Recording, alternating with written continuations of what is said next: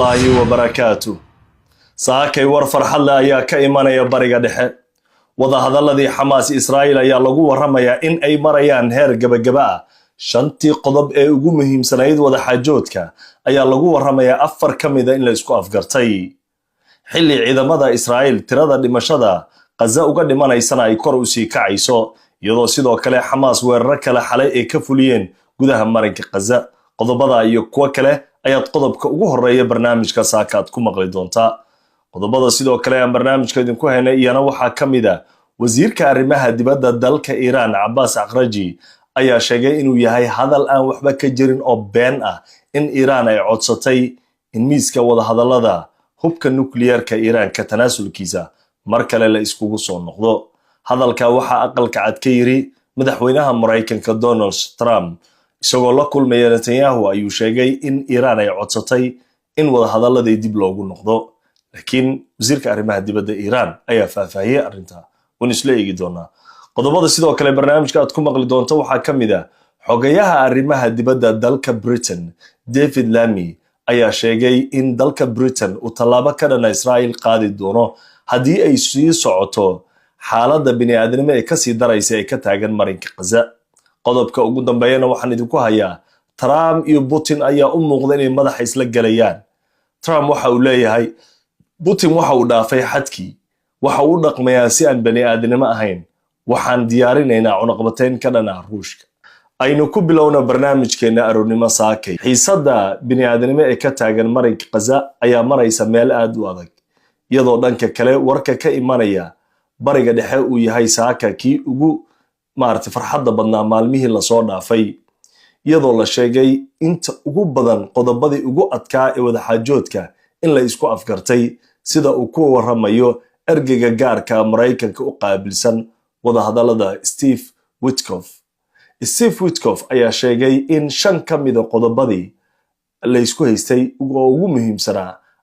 shanta kamida in hadda la isku afgartay oo waxa harsan oo kaliya uu yahay hal qodob inkastoo Steve Witkoff uu sheegin qodobka la isku mari laaya Xamaas Israa'iil haddana waxa lagu waramayaa qodobada ugu muhiimsan inay ahayeen in Israa'iil ciidankeeda gabi ahaanba Gaza ay ka baxdo sidoo kale waxa uu ahaa in ciidanka Israa'iil ay bilaabaan ka bixitaanka marinka Gaza bilowga heshiiska iyadoo dhanka kale Xamaas la weydiiyay inay soo gudbiyaan magacyada liiska dadka Israa'iil laga hayo iyadoo dhanka Xamaasna ay weydiiyeen maamulka Netanyahu inay soo gudbiyaan 10,400 ee reer Falastiin ee ku jiro xabsiyada Israa'iil magacyadooda iyo xaaladooda caafimaad ugu dambeyn qodobada ugu muhiimsanaa shanta qodob ku jira waxa kamid ahayd ciidanka Israa'iil markay ka baxaan Gaza in Gaza dib loo dhiso haddaba waxa la leeyahay haddii afar kamid la isku afgartay macnaheedu waxa ay u muuqataa in tanaasul badan uu jiro si kastaba ha noqotee Trump ayaa lagu waramayaa Netanyahu inuu cadaadis weyn ku saaray sidoo kale in xiisadda marinka Gaza degdeg loo joojiyo si xaaladan xal loogu helo arrinta waxa ayadana qayb ka noqotay ayaa la leeyahay in Israa'iil xalka ay raadiyaan tirada dhimashada ciidanka Israa'iil ayaa lagu soo waramayaa inay kor u kacayso shalay kaliya oo ahayd 8 bisha 7 sanadka 2025 Israa'iil waxa lagu waramayaa Gaza in looga dilay in ka badan 5 askari iyadoo 14 askarina laga dhaawacay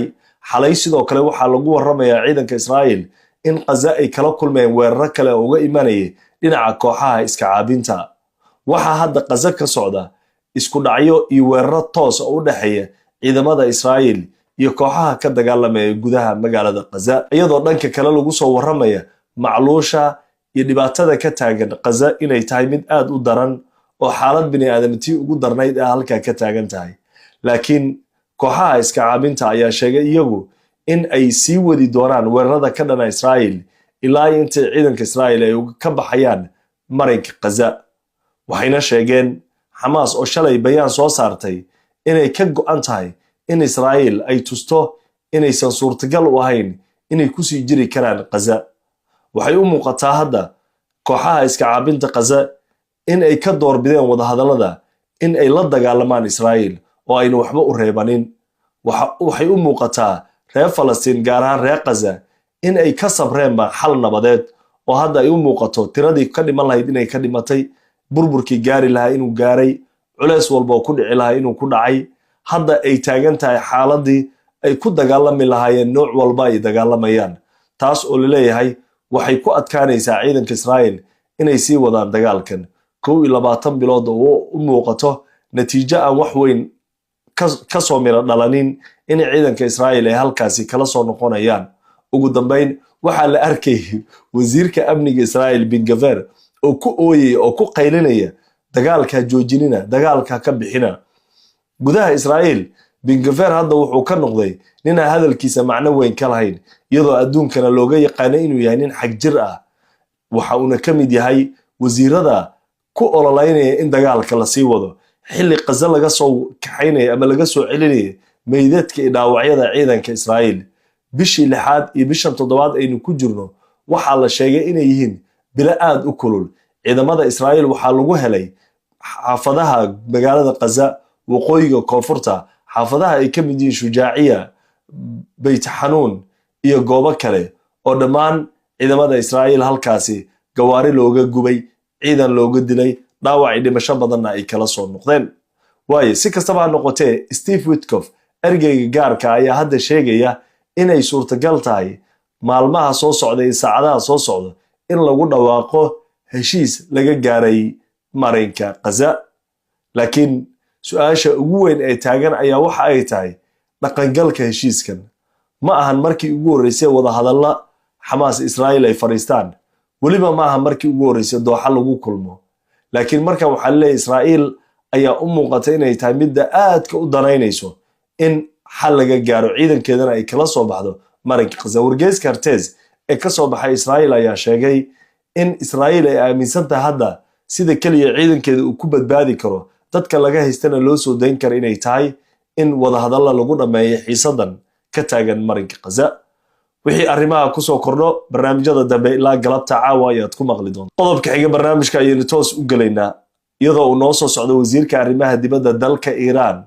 oo ku sheegay hadal been ah hadalkii Trump iyo Netanyahu aqalka cad ay iskugu sheegeen, warbaahintana ay la wadaageen. waa dul istaagi doonaa,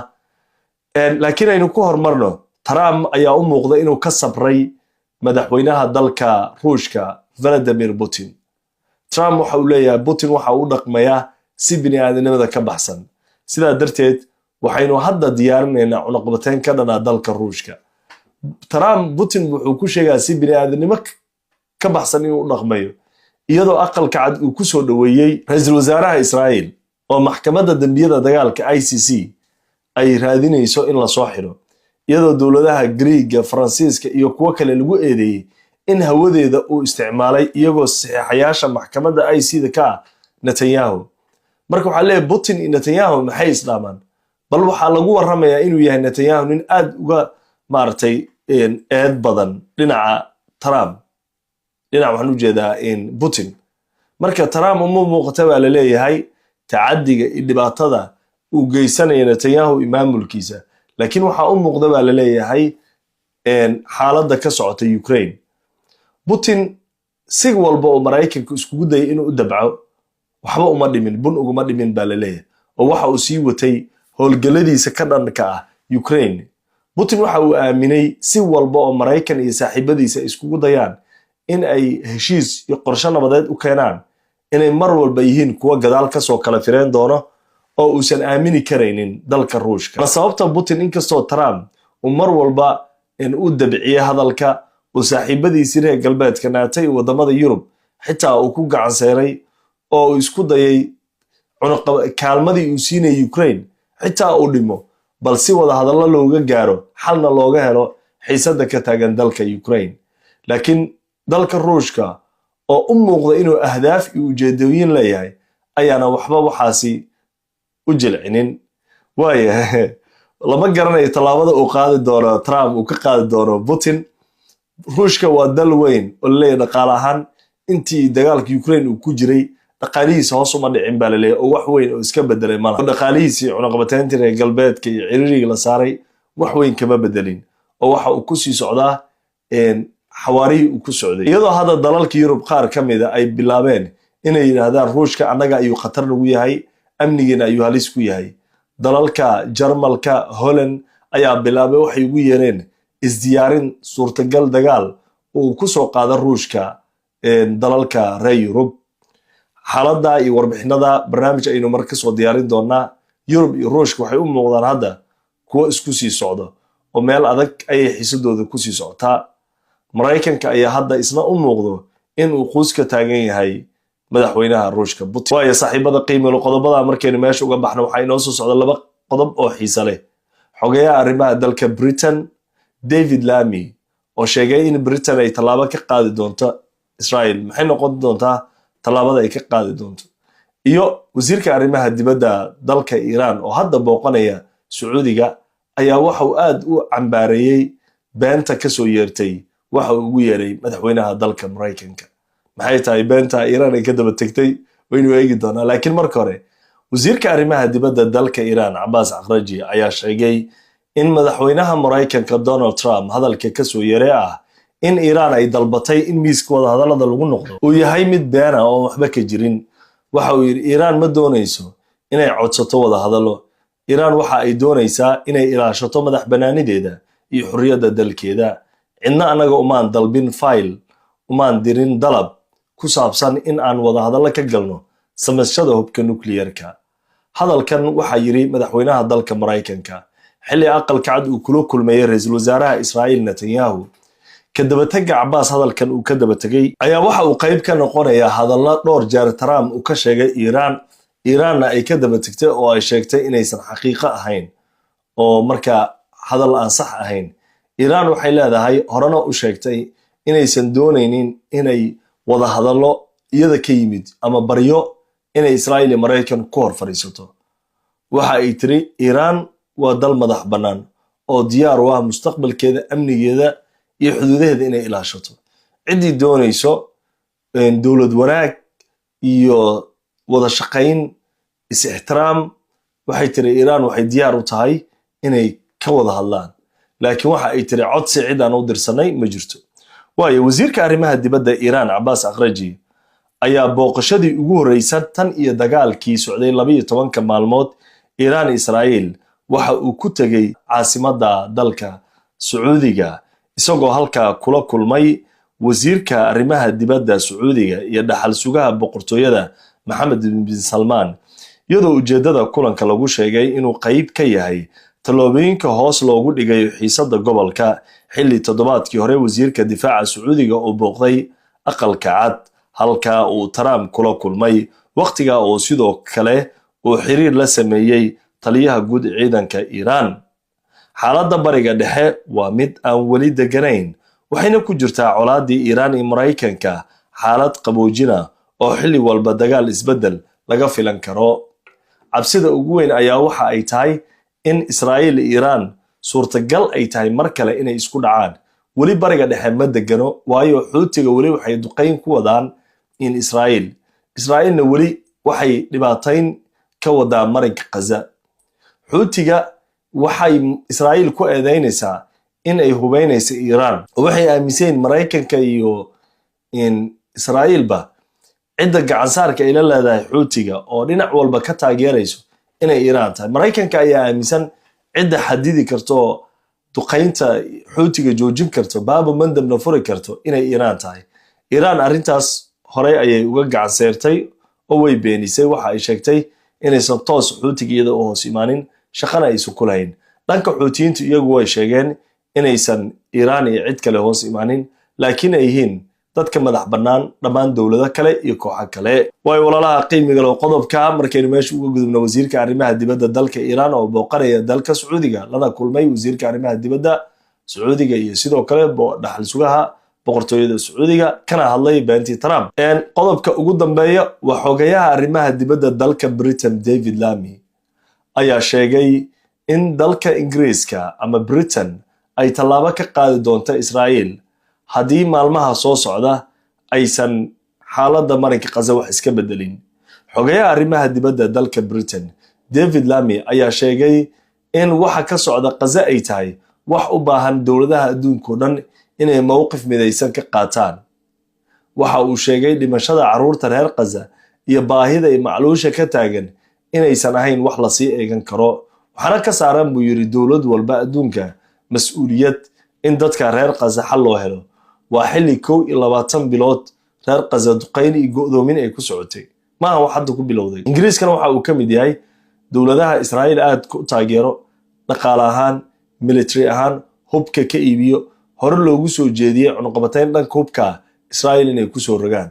laakiin wali uma muuqato talaabo rasmi ah oo dalka Britain ay ka qaadeen Israa'iil ee militarigeeda laakiin hadda waxay u muuqataa dowladaha Spain iyo Ireland iyo qaar badan oo Yurub Spain horta xitaa safiir reer Falastiin ay safiirnimo u aqoonsatay mudaharaadada Spain ka socda ma kuwa kala joogsanay xiriirka Spain iyo Israa'iil gabi ahaan buu baaba'ay waa dowladda la oran karo Yurub iyada Ireland waxay qaadeen talaabo rasmi ah oo ku garab istaageen dadka reer Falastiin xitaa waxay ka dheereeyeen baa la oran karaa dalalka Carabta ay ku hareeraysan dadka reer Gaza nabadgelyada Ilaahay dushiina haato assalaamu calaykum waraxmatullaahi wabarakaatuh